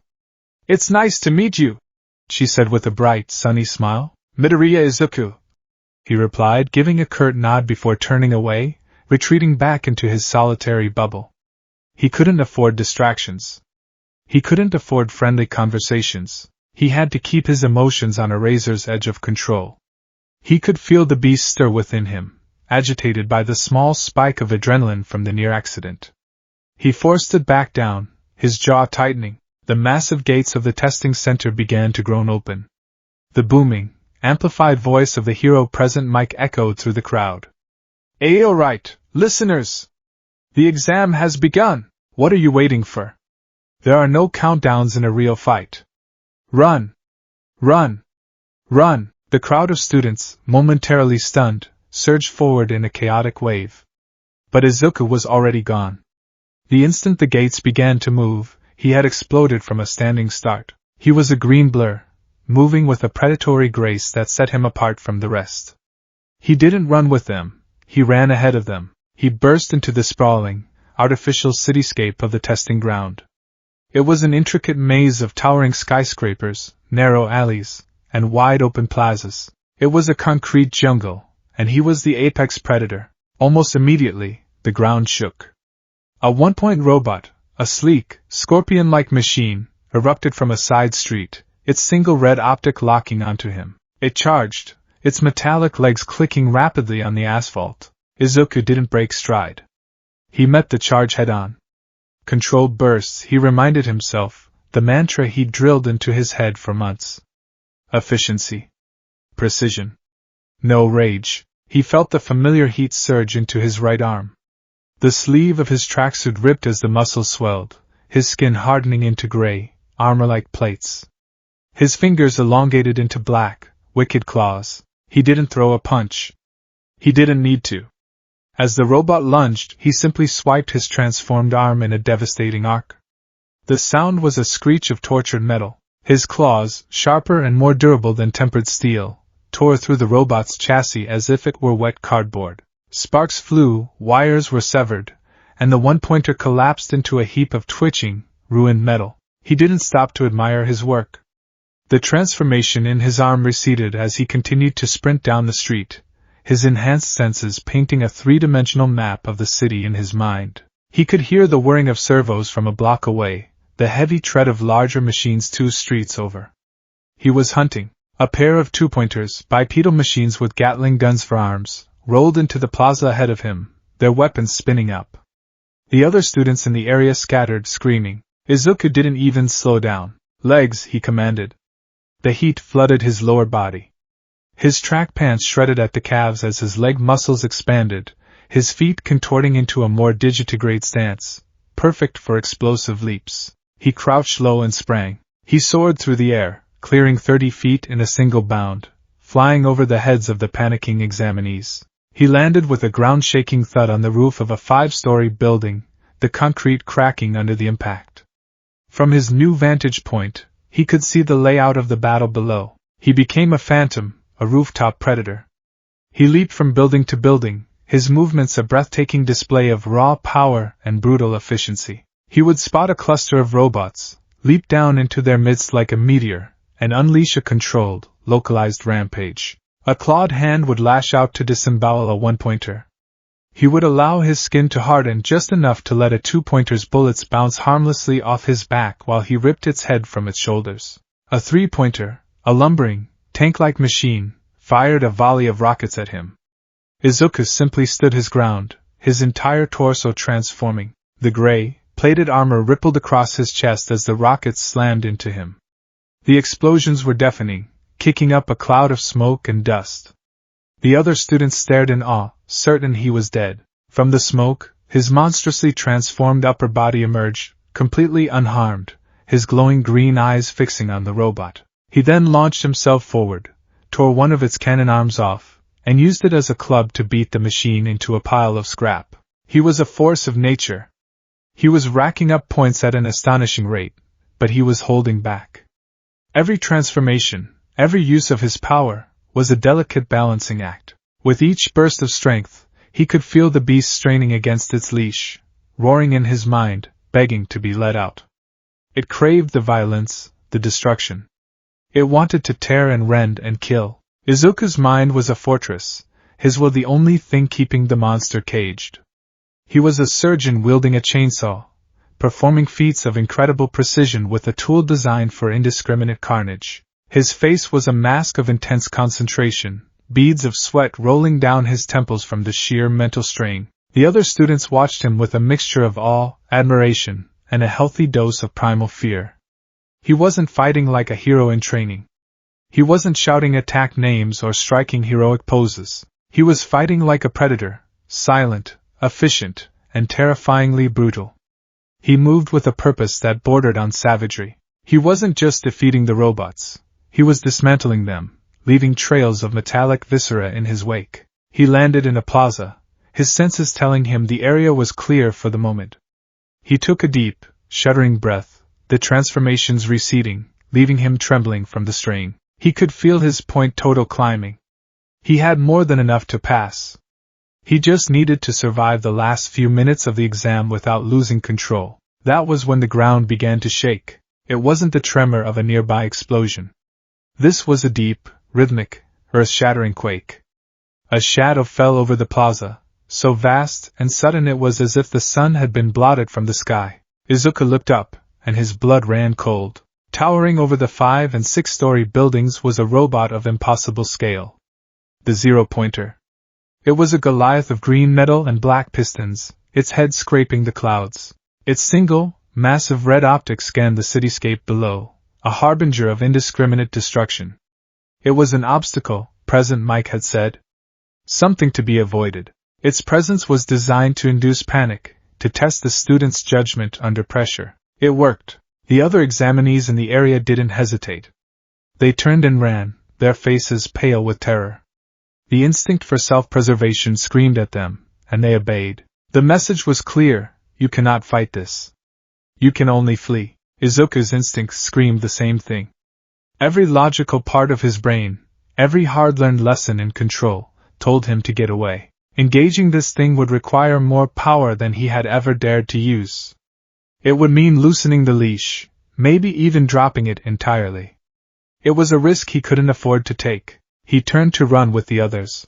Oof! A small cry of pain cut through the noise of the panicking crowd. Izuku stopped.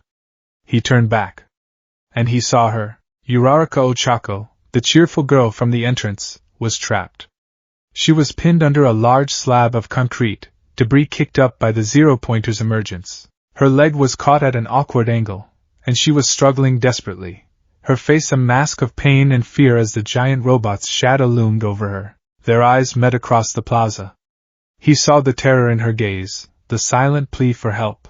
In that instant, everything else faded away. His carefully constructed logic, his fear of losing control, the voice of the beast roaring in his head, it all went silent. All that was left was a single, undeniable truth, the core principle upon which he had rebuilt his shattered life: heroes save people. His body moved before he could think. It was the same instinct that had made him rush the sludge villain to save Bakugo. It was the same instinct that had made him cling to All Might's leg. It was the stupid, suicidal, heroic instinct that he couldn't erase, no matter how monstrous his body became. But this time, it wasn't a borrowed power he was reaching for. This time, he wasn't quirkless and afraid. This time, he consciously, deliberately, and with the full force of his will, dropped the leash. Ruororear! The sound that ripped from his throat was not human. It was a deafening, primal roar of pure, unleashed power that shook the very foundations of the artificial city. It was the cry of a caged animal finally set free. The students who were fleeing stopped dead in their tracks, turning back to the source of that terrifying sound. What they saw would be seared into their nightmares for weeks. Izuku Midoriya was gone. In his place, a monster was being born. His body swelled, his tracksuit shredding and falling away as his muscles expanded at an explosive rate. His skin darkened to a mottled, reptilian pattern of deep green and slate gray, hardening into thick, overlapping plates of biological armor. His spine elongated and hunched, his shoulders broadening to an impossible width. He grew, and grew, and grew, until he was a hulking, 9-foot-tall behemoth of rage and muscle. His arms became massive, tree-trunk-thick limbs ending in hands the size of cinder blocks, tipped with foot-long, jet-black claws. His legs thickened, his feet twisting into a powerful, digitigrade stance that cracked the asphalt beneath him. His face contorted, his jaw unhinging and reforming into a more bestial muzzle filled with dagger-like teeth.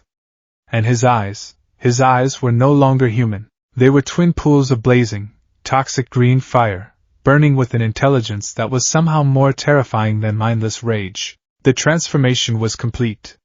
The beast was unleashed. It raised its head and let out another earth-shaking roar, a challenge to the metal god that towered over it. Then it moved. It didn't run. It charged. Each step was an explosion, covering immense distances and leaving cratered footprints in the street. It was a blur of green and gray fury, closing the distance to the zero-pointer in a matter of seconds. The giant robot's optic focused on the new, fast-approaching threat. Its massive arm swung down, a fist the size of a city bus aimed at turning the creature into a smear on the pavement. But the beast was faster. It leaped, not with the controlled grace of Izuku's earlier jumps, but with the explosive power of a cannonball. It soared into the air, twisting its body, its claws extended. It didn't try to block or dodge the punch.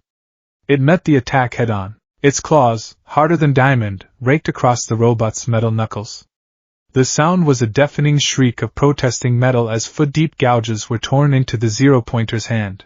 The beast used the momentum to launch itself higher, running up the robot's arm like a feral animal scaling a tree. The zero-pointer tried to shake it off, but the beast was relentless. It was a virus in the machine's system, a force of primal chaos that the robot's programming could not comprehend. It reached the robot's shoulder, dug its claws in for purchase, and then leaped for the head. It landed on the robot's faceplate, its claws screeching as they found purchase inches from the giant red optic. The students below, including Bakugo and the boy with glasses, could only stare, their jaws agape, their minds refusing to process what they were seeing.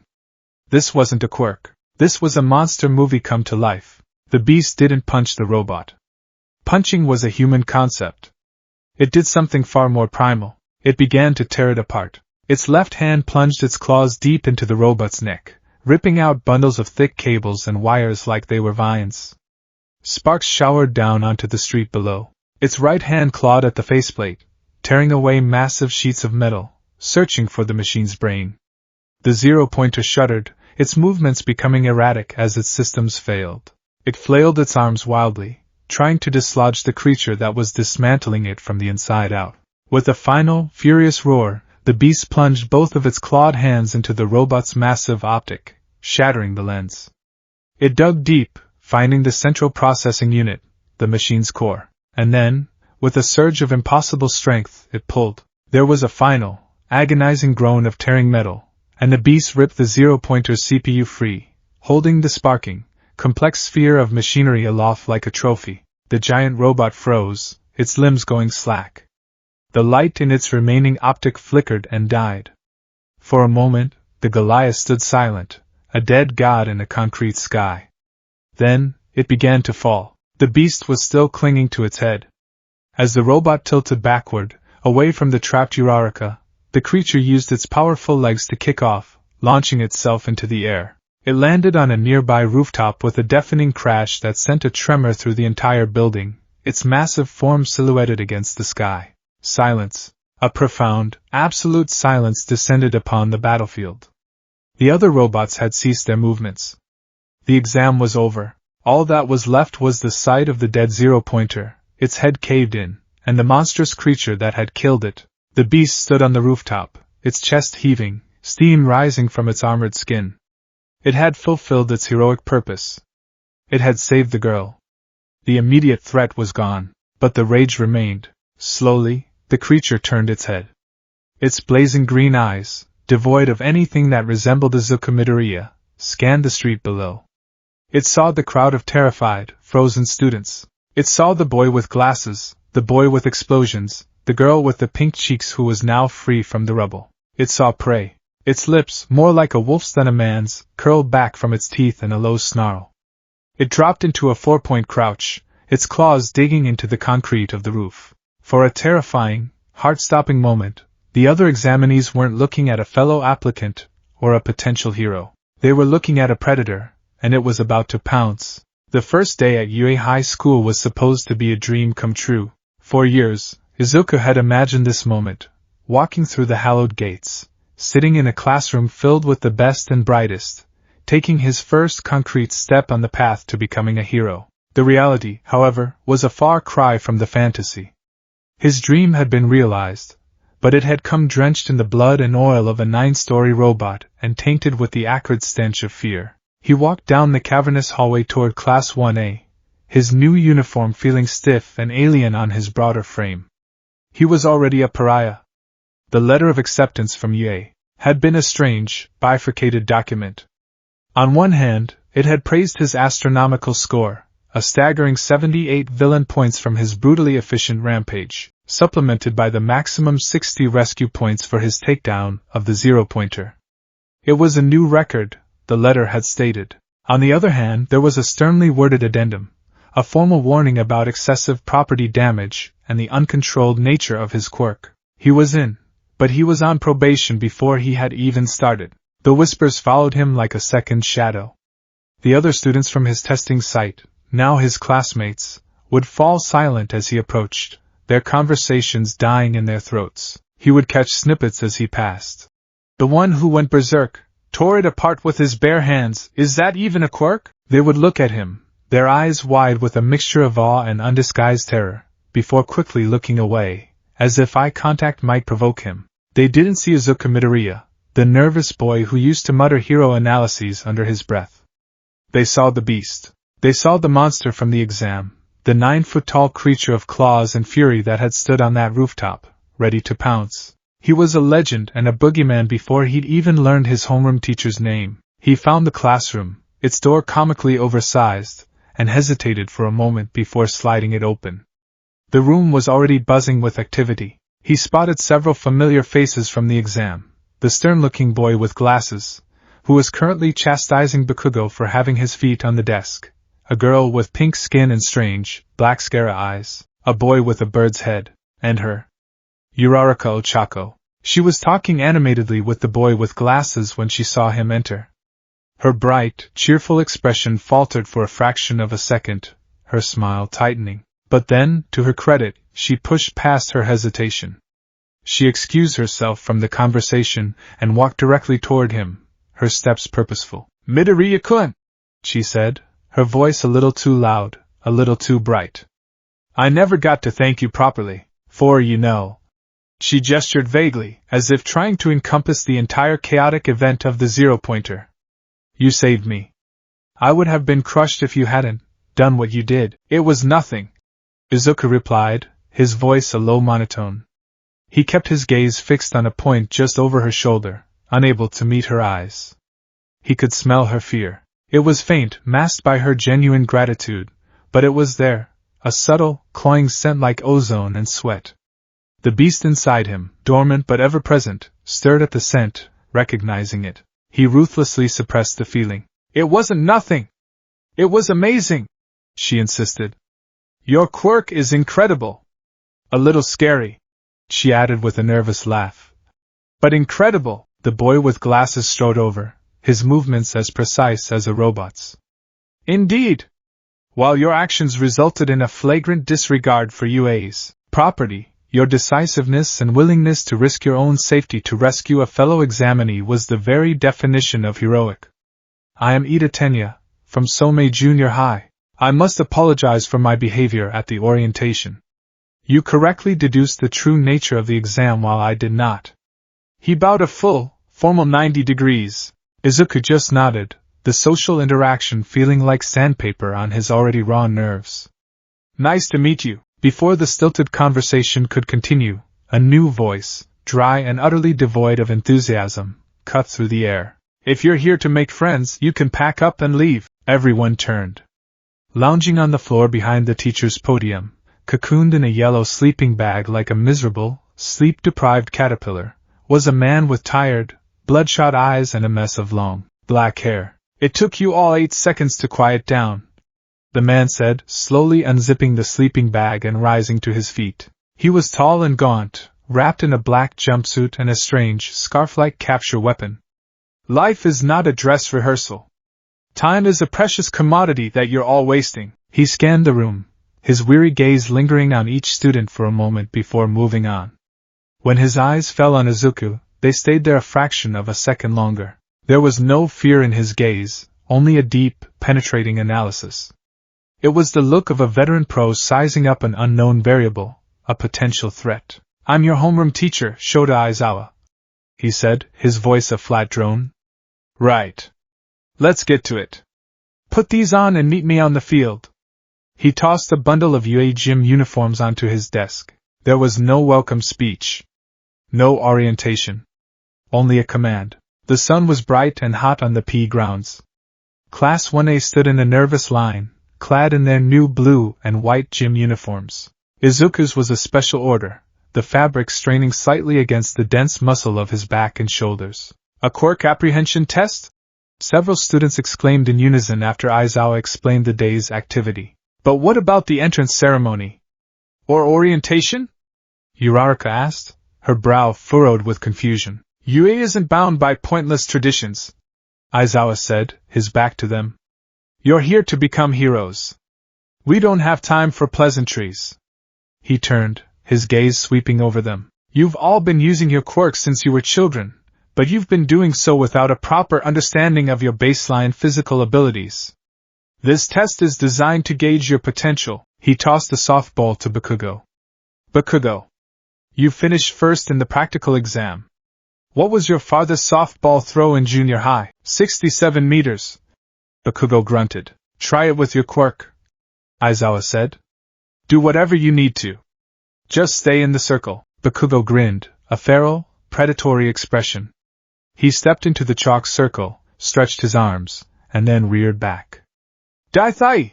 he screamed, launching the ball with a massive, deafening explosion. The ball became a comet, soaring through the air on a plume of smoke and fire. Aizawa held up a small device. It beeped. 705.2 meters, he announced calmly. The class erupted in a chorus of excited chatter. "Whoa! 705 meters? This looks fun! We can really use our quirks as much as we want." Aizawa's expression soured. A dark, almost menacing aura seemed to emanate from him. "Fun?" he said, his voice dangerously low. "You think this is fun? You have 3 years here to become a hero. You think it's all going to be games and fun? Unbelievable." His lips curled into a grim smile. "All right. New rule. The student who ranks last in total points will be judged to have no potential, and will be expelled." Immediately, a wave of panic washed over the class. Expulsion? On the first day?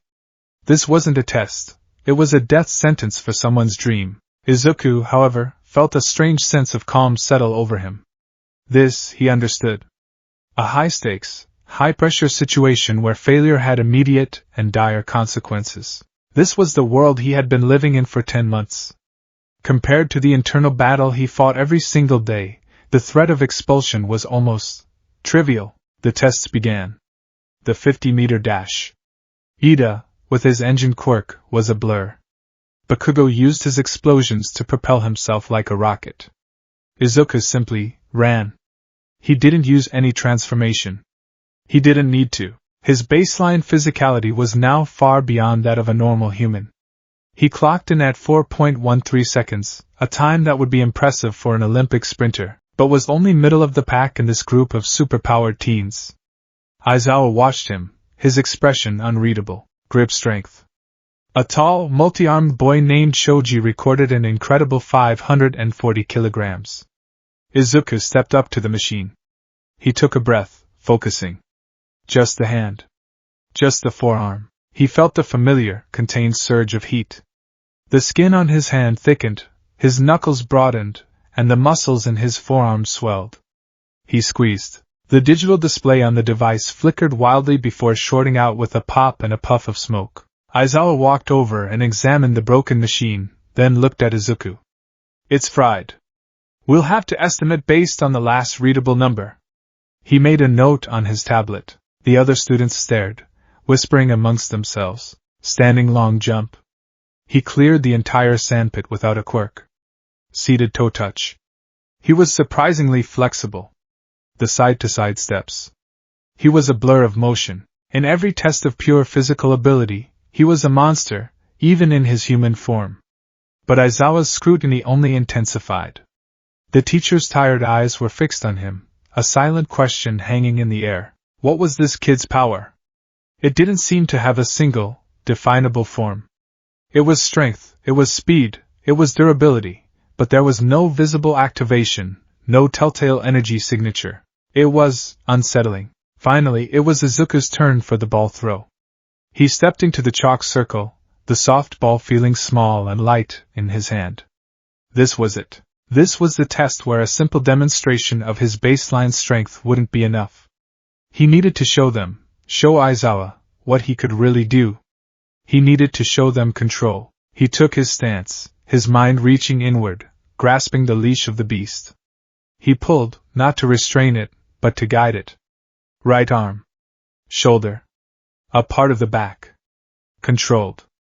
Focused. He began to wind up, and as he did, the transformation began. His right arm swelled to twice its normal size, the sleeve of his gym uniform ripping from shoulder to wrist. Mottled green and gray skin, hard as granite, covered the limb. The muscles in his right pectoral and latissimus dorsi expanded, thick plates of biological armor forming over them. His hand became a massive, clawed appendage, the small soft ball nestled in its palm. The transformation was contained, precise, but undeniably monstrous. A wave of nervous murmurs swept through the other students. He was about to throw, to unleash the power he had so carefully cultivated. And then, nothing. The power vanished. Not faded, not receded. It was cut off, as if a switch had been flipped. The heat in his arm dissipated instantly. His muscles deflated, his skin softened, his claws shrank back into fingernails. In the span of a single, baffling second, his arm was completely normal again, the torn sleeve of his uniform hanging limply. He was left standing in the circle, off balance and utterly bewildered. What the? He muttered. I erased your quirk. Aizawa's voice was a low growl. Izuku's head snapped toward him. The teacher was crouched in a combat stance, his long black hair floating around his head as if underwater, his eyes glowing with a terrifying crimson light.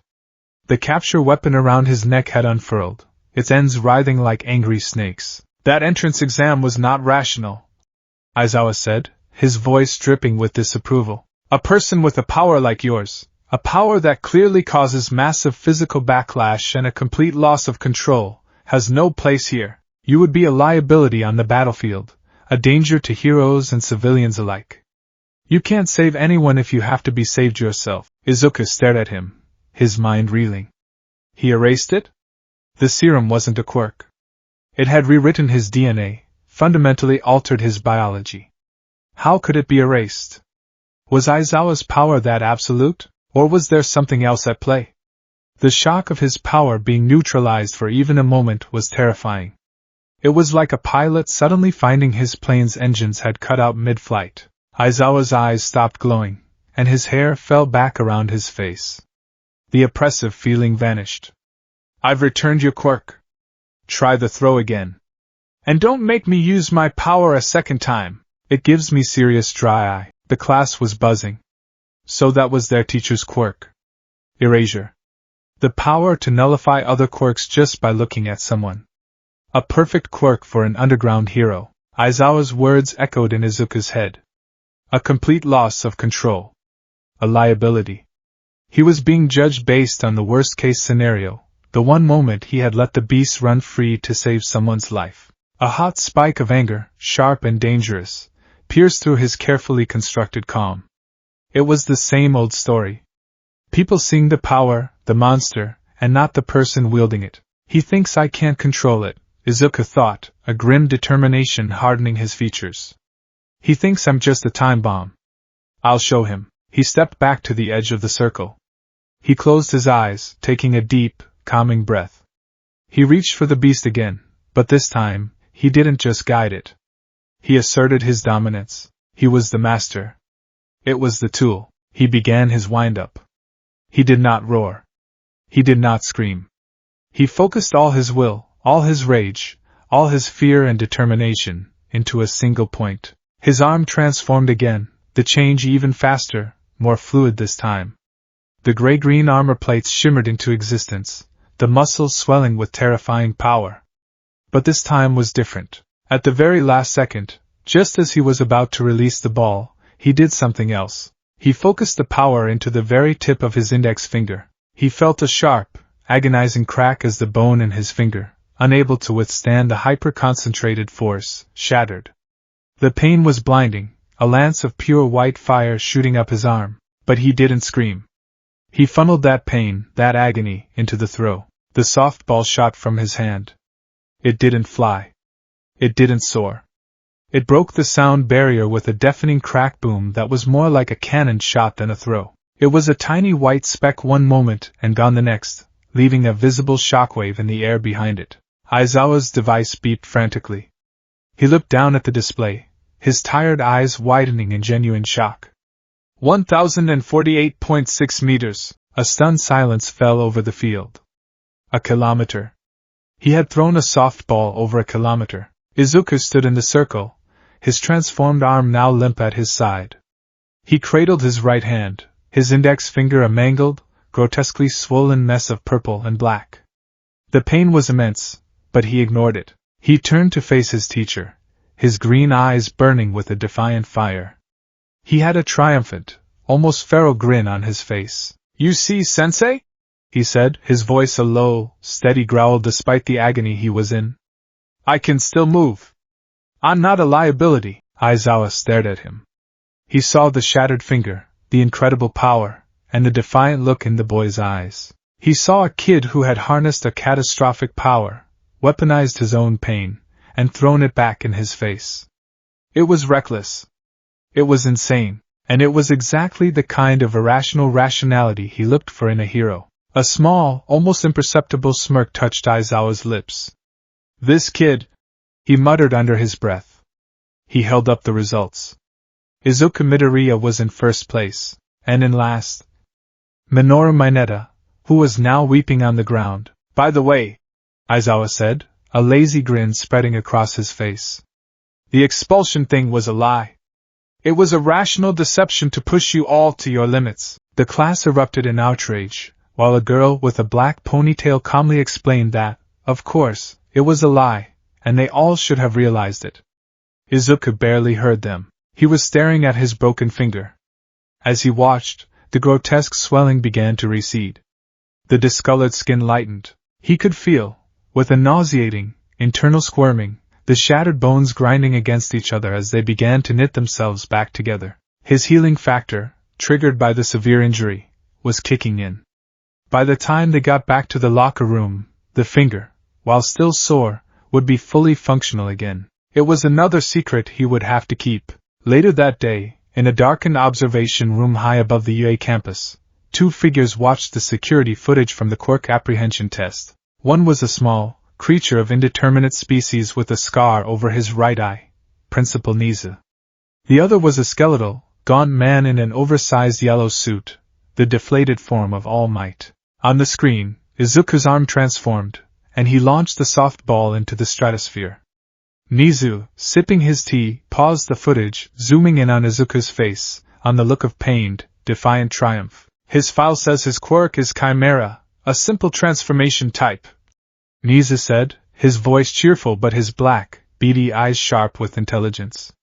"That, however, was not a simple transformation. The cellular regeneration required, the sheer energy output, it's unlike any transformation quirk on record. And Aizawa's report is fascinating. He claims his erasure worked, but only for a moment. It flickered," he said, as if the boy's power was actively fighting back against it. All Might, whose real name was Toshinori Yagi, stared at the screen, his heart a leaden weight in his chest. He looked at the boy on the screen, so much bigger, harder, and filled with a pain that was palpable even through the monitor. Guilt, sharp and cold, twisted in his gut. This was his fault. He had crushed this boy's dream on that rooftop. He had told him to be realistic, to give up. And in his desperation, the boy had found power elsewhere. A dark, dangerous power that was now breaking his bones and turning him into something else. "I know this boy, Principal Nizu," Toshinori said, his voice a hoarse whisper. Niza turned to him, his expression unreadable. Oh, he's the one I told you about. The one from the sludge villain incident. The quirkless boy who ran into danger when no one else would. Niza's whiskers twitched. Indeed. So, the quirkless boy is no longer quirkless. A late bloomer, perhaps? Or is it something else? His gaze was pointed, probing. He knew there was more to the story. Toshinori sighed, the sound rattling in his damaged lungs. I don't know. But I do know that I failed him. I told him he couldn't be a hero. I left him on that roof, alone and hopeless. Whatever happened to him after that, whatever gave him this power, the responsibility is mine. He looked at the boy on the screen, at the raw potential warring with the obvious agony. He saw the same heroic heart that had driven the boy to save his bully, now trapped in a body that seemed to be actively trying to destroy him. He saw a kindred spirit, another soul burdened by a power that was too great, a power that broke the body it inhabited. But unlike One for All, this power was born of rage and pain, not hope and sacrifice. He has the heart of a true hero, Toshinori said, his voice filled with a conviction that surprised even himself. But his power, it's a wildfire. If he can't learn to control it, it will consume him, and if he can, he could become one of the greatest heroes of his generation. An interesting gamble. Niza mused. And one you feel responsible for seeing through? Yes, Toshinori said, his decision solidifying in that moment. He is walking a razor's edge. I want to help him. I have to help him. Miles away, in a sterile, hidden laboratory that was a significant upgrade from the abandoned warehouse, Dr. Kaito watched the same footage on a large, high-definition monitor. His two assistants stood silently behind him. The footage wasn't from a news broadcast or a UA security leak. It was from a series of microscopic, nearly undetectable drone cameras he had deployed around the campus. He watched Izuku's arm transform. He watched the ball break the sound barrier. He watched the boy's shattered finger heal itself in a matter of minutes, a detail no one else would have been able to see. A slow, deeply satisfied smile spread across his face. He took a sip of his tea, his eyes gleaming with intellectual fervor. Remarkable, he whispered, more to himself than to his assistants. The serum didn't just grant him strength and regeneration. It's adaptive. It's evolving. It seems to have developed a resistance to quirk-based interference. Aizawa's erasure should have worked completely, but it was only temporary. The subject's own biology identified the quirk as a foreign agent and actively nullified its effect. It's learning. He rewound the footage, watching the transformation again, his eyes tracking the subtle ripple of the armored plates, the precise control the boy had exerted. He is taming it, Kaito mused. He calls it chimera. How fitting. A hybrid of his own stubborn, heroic will and my perfect, scientific creation. The emotional component is still a liability, of course. The zero-pointer incident was proof of that. Uncontrolled rage is inefficient. But this is progress. He turned to his broad-shouldered assistant. The other subjects we've acquired, have any of them shown a similar level of adaptation after serum injection? The man shook his head. No, doctor. The results are the same. For subjects with quirks, the serum is still 100% fatal. For the other quirkless subjects, the transformation is successful, but they remain in a permanent, bestial state. No higher brain function. They are mindless. Kaito nodded, a flicker of disappointment in his eyes. A shame. It seems subject Midoriya's unique psychological profile, his obsessive drive, his analytical mind, his infuriatingly resilient heroic complex, is a key variable I had not anticipated. He is not just a blank slate, he is the perfect catalyst. He stood up and walked to a large tactical map of the city, dotted with markers and notations. His time at UA will be an excellent incubator. The constant stress, the combat training, it will accelerate the serum's evolution. We will continue to monitor him, to gather data. Let All Might and his ilk try to mold our creation into one of their performing monkeys. Let them think they have him under control. He picked up a small marker and placed it over UA High School. When the time is right, he said, his voice cold and precise, When my research is complete and the boy's power has reached its apex, we will go and collect my property, and this time, we will not be so careless as to let it run free." He looked back at the monitor, at the frozen image of Izuku's defiant, pain-filled face. "Phase 2 can begin."